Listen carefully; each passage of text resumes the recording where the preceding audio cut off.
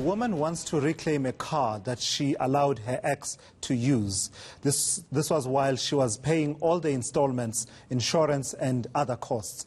The High Court in Makhanda, though, in the Eastern Cape, has now refused her claim to get the car back. Joining me now to unpack this judgment and what it means for relationships and property is Advocate Vishalan Naidu. Advocate, thank you for your generosity with your time. So what's the big takeout from this judgment from the High Court in Makhanda? Relationships and property are complicated in the context that's regulated, that's in marriage.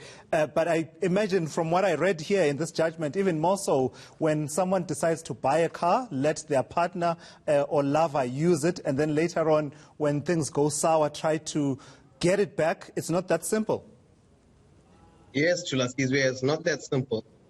It appears that the parties in this case who were in a romantic relationship had entered into an oral agreement where the appellant would use the vehicle and that he would then pay his lover the installments, his ex-lover the installments, and she would then pay the bank the installments through her account.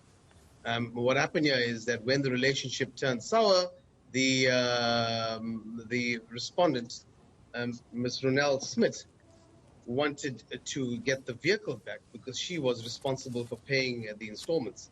And obviously the appellant, Mr. Kleinans, was not paying the installments.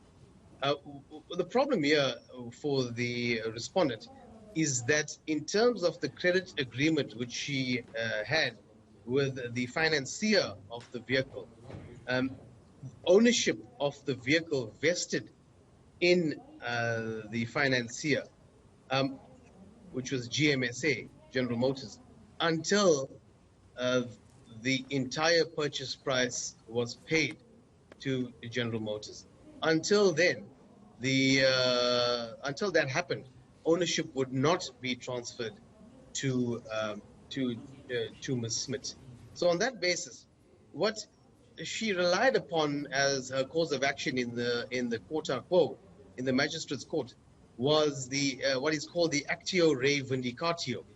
And the actio re vindicatio, one of the essential requirements is to prove ownership of the thing. That is demanded back. Therein lies the complexity, Advocate Naidu, isn't it? That she, yes, in essence, never owned the car, despite the fact that she's the one in an agreement with GMSA for the car and paying for the car, but she actually didn't own it and therefore couldn't claim it back from the person who has possession of it. That is correct. She didn't own it. And she went to court on the wrong premise and on the wrong, she sought to rely on a right which did not exist. She's not the owner of the vehicle. GMSA were and are still the owners of this vehicle, which she demanded back from Mr. Kleinans. Sure. But, you know, the untrained mind, though, Advocate Naidu, will say, my goodness, I pay for the car, I pay the installments, it's my car. In terms of, you know, the registration in terms of the Road Traffic Management Act, yes, the registration papers say owner, and they have my name, and title holder, they have you know, the financier of the deal to buy the car. So something, you know, ordinary people will say something just doesn't sit right here with me in terms of how is it that I will continue to pay, but this person is actually allowed to keep the car. Chula Caesar, there has to be a distinction made between what is contained in the agreement between you and the financier, which is a private agreement, and what is contained in the National Road Traffic Act, which refers to ownership. Now, the Act says that the person who has a right to use and enjoyment of a vehicle in terms of common law or a contractual agreement with the title holder of such a vehicle, now that is the owner of the vehicle for the purposes of the Act. She might be the owner for the purposes of the Act and in terms of registering the vehicle in her name. However, the contractual agreement between her and GMSA must be separated from her statutory obligations in terms of the National Road Traffic Act.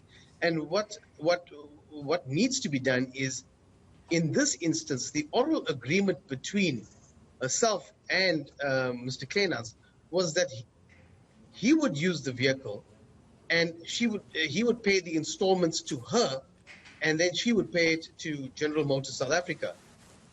When that stopped, that's when the problem arose, when the relationship stopped.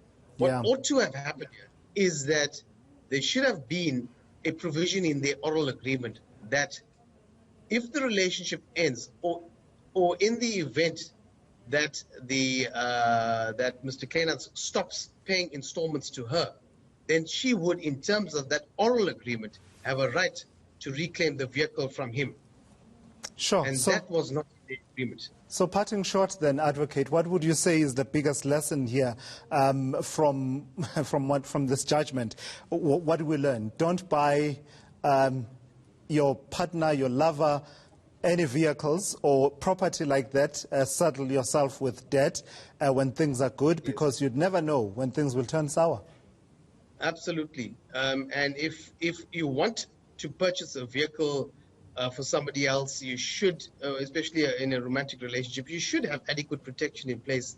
As I've alluded to earlier, have an oral agreement in place or a written agreement that if the relationship ends, or if installments, or if that person stops paying you the installments, which are then paid over to the bank, the vehicle must be returned to you. That is one way to protect yourself. The other way is to purchase a vehicle, pay a deposit, and let the other person continue paying the installments, and then they can become the owner thereafter. There are many ways to do this, but this was the way that really put the respondent in an invidious position.